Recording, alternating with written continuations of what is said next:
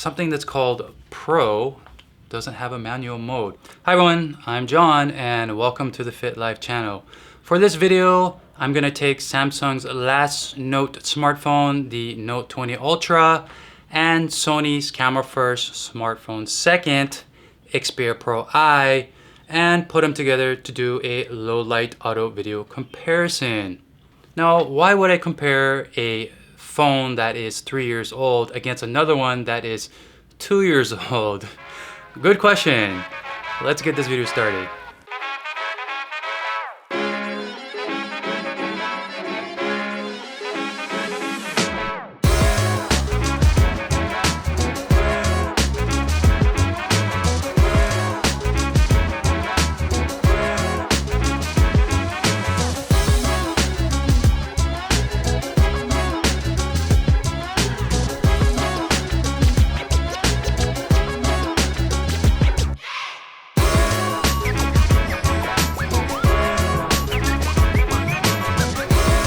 I had to step outside briefly so I can take some pics and vids of both of these devices.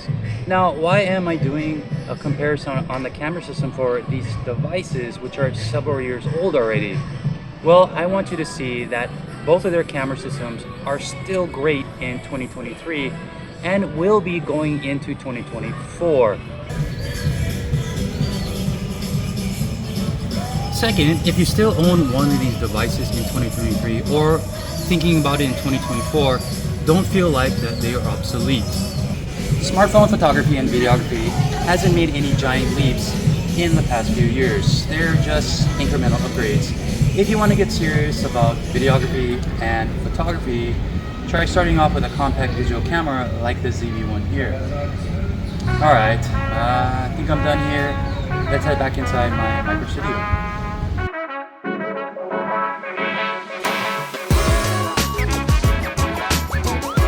If you would like to see a review on the DJI Osmo Mobile 3 and Xperia Pro I, please leave it in the comments. If you've seen my low light video comparisons before, I'm basically going to take these two devices, put it on a tripod, and I'm going to turn off the various lights in my micro studio, and let's see how their video and autofocusing performance compares against each other when the light sources start to disappear.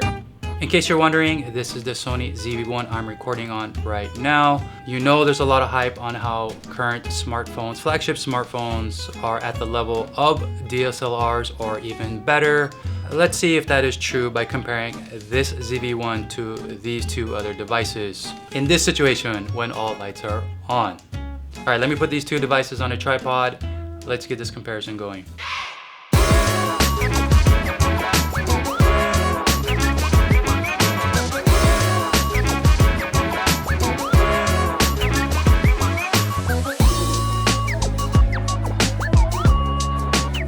Here is going to be the Sony Xperia Pro I, and over here it's going to be the Samsung Note 20 Ultra. Now this is the Exynos version, not the Snapdragon one. They're very close to each other. There's about that much distance between their main cameras. Now if you remember what I said in the intro, the Sony Xperia Pro I is a camera first device, smartphone second, and the Samsung Note 20 Ultra is a smartphone first, camera second device. So remember that when going through this review.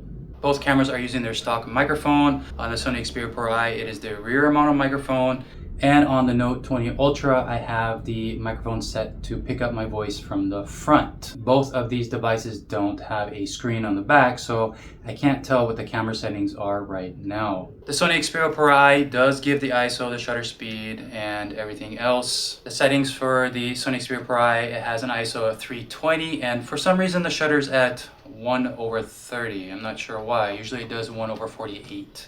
The aperture for the main camera that is being used on the Sony Xperia Pro I is f2.0, and here on the Samsung Note 20 Ultra it is f1.8, so similar to the ZV1 that you saw earlier. Now I'm going to switch off this flow lamp in front of me, and I should just have the overhead light and the accent lights behind me. I also have light coming in from my window. It is daylight right now.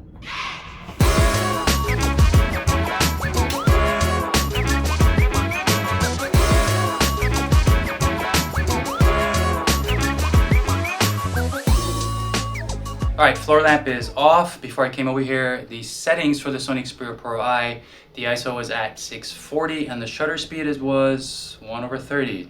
It's very odd. Now, some of you may notice that I'm sweating right now. In my micro studio, it's 31 degrees Celsius. If you watched my previous videos on the Sony Xperia Pro I, you'll know why I brought that up. So let's see which one of these devices is gonna go first.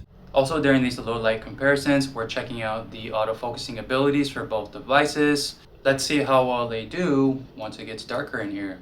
Here's a quick look at the autofocusing for both devices in low light.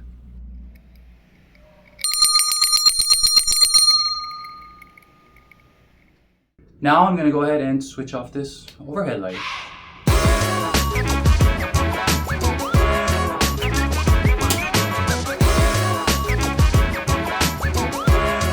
Overhead light is off. Before I came over here, the settings for the Sony Xperia Pro I, the ISO is at 1000. Shutter speed is still at 1/30. Now, for some reason, when you are using the video mode on the Samsung Note 20 Ultra, it only does 4K at 30 frames per second. On the Sony Xperia Pro I, you can go to 23.98 frames per second in 4K. So yes, this video is in 4K. Should have brought that up earlier. Now, another thing I want to point out is that I'm starting to get overheating warnings on the Sony Xperia Pro I. So that's why I brought up the temperature earlier. Also, I do have it in airplane mode. It is out of the case. On the Samsung Note 20 Ultra, I didn't change anything. It's still on cell data with Wi-Fi on. So this is something you should take note of if you're trying to decide which one of these devices you want to get. Now I'm gonna go ahead and turn off this accent light off to my left.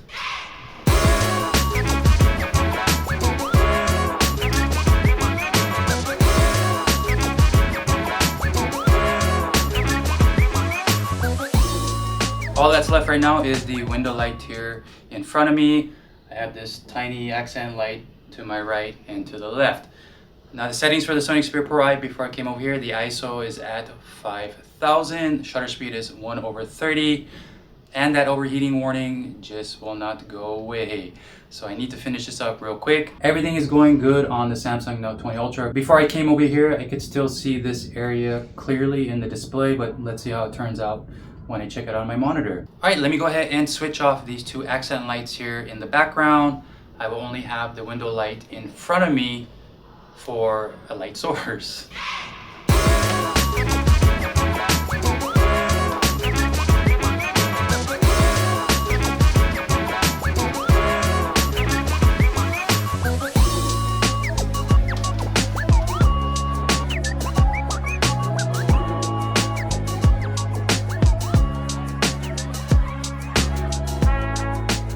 Now I just have the window light.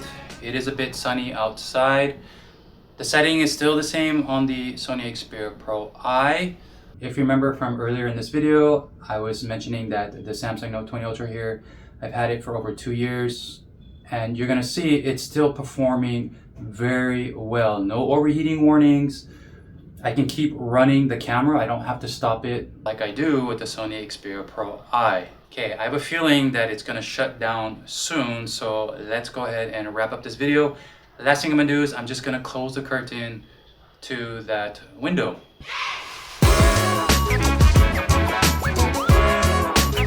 All right, I closed the curtain to my window, so it's a bit dark in here. I don't think many people will be recording in an environment like this without using some type of light.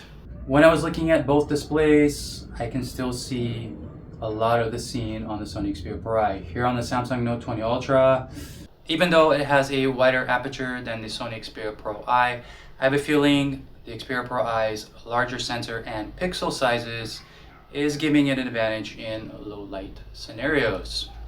All right, let me go ahead and switch this back to the Sony ZV1 because I think the Sony Xperia I is gonna shut down here soon.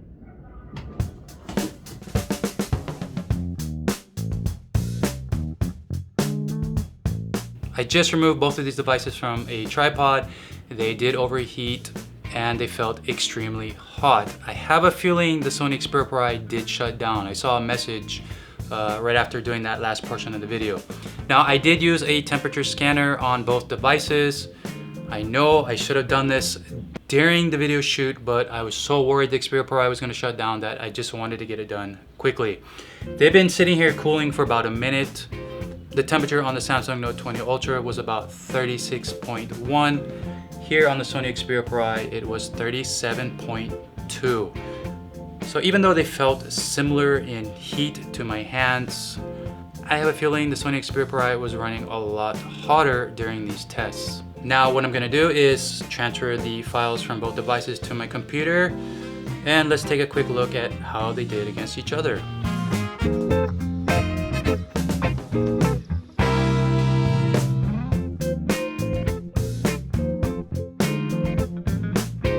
For this part of the video, I took screenshots in 4K for the various low light comparisons, so you can pause it and compare the two devices to each other.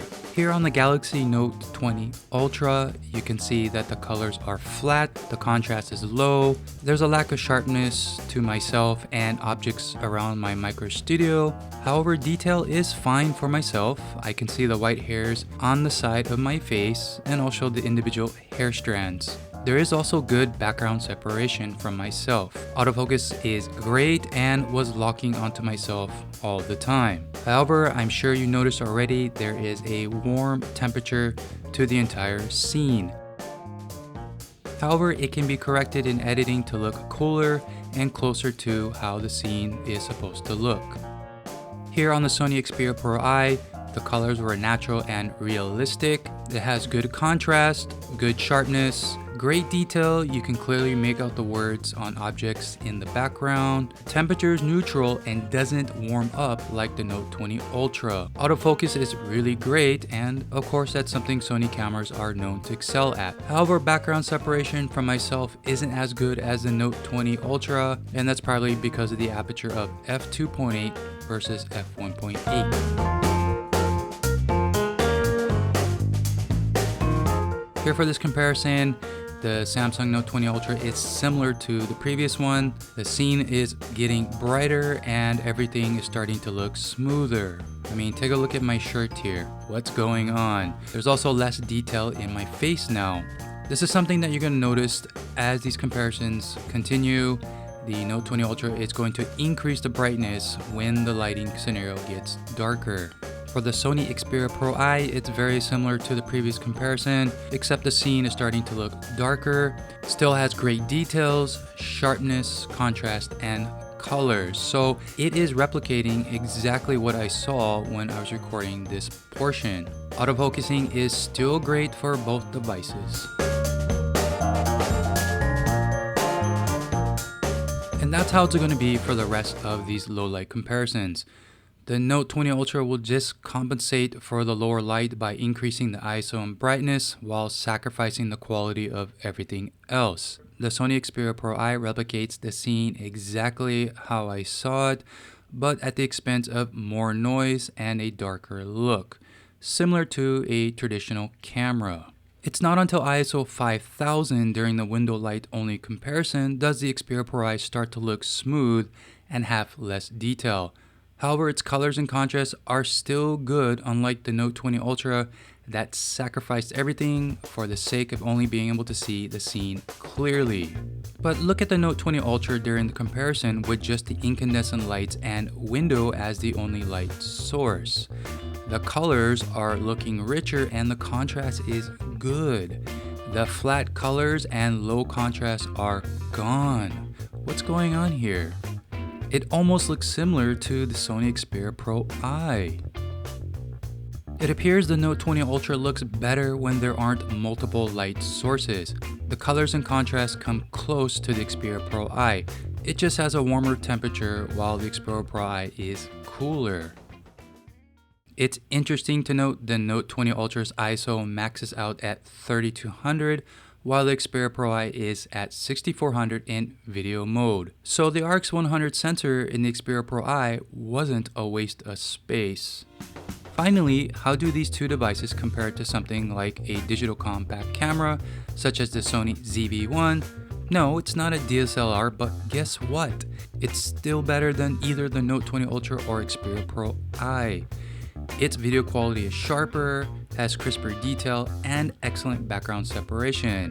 It looks more natural and replicates exactly what I am recording. So flagship smartphones may be similar to a DSLR according to their manufacturers, but please tell us which ones.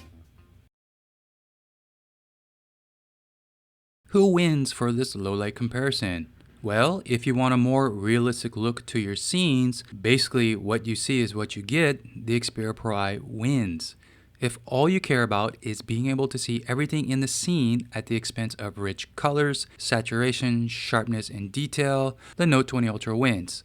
As a final note, I want you to remember when looking at both of these devices, the Samsung Note 20 Ultra is a smartphone first, and it excels very well at it. It's one of my favorite smartphones of all time. The Sony Xperia Pro I is a camera first device, and even Sony advertises this on their website with the other alpha cameras. So if you're thinking about picking up one of these devices in 2024, keep that in mind. One does better than the other in those areas. Are you mostly a smartphone user? Or are you mostly a camera user like myself and smartphone features are second? Leave any comments you may have on how both of these devices performed. I have a surprise for some of you. You've been asking me to do a comparison between the Sony Xperia Pro I and the Big Red Apple. I am working on the comparison now. I'm gonna point out something. I didn't know this, but the iPhone model that I'm going to use, the iPhone 13 Pro Max, it came out the same year as Xperia Pro I. It doesn't have a manual mode. Something that's called Pro doesn't have a manual mode. So if some of you are iPhone users, please recommend a free app where I can use the manual mode on the iPhone for video. Go ahead and tap that like button, subscribe if you haven't done so. Until next time, stay safe, keep learning. I'll see you in the next video. When I'm recording here on the iPhone, I can make out everything very well, not like the Xperia Pro I. On the Xperia Pro I, these trees here were very dark, but I can see all the leaves and individual branches in this grove of trees.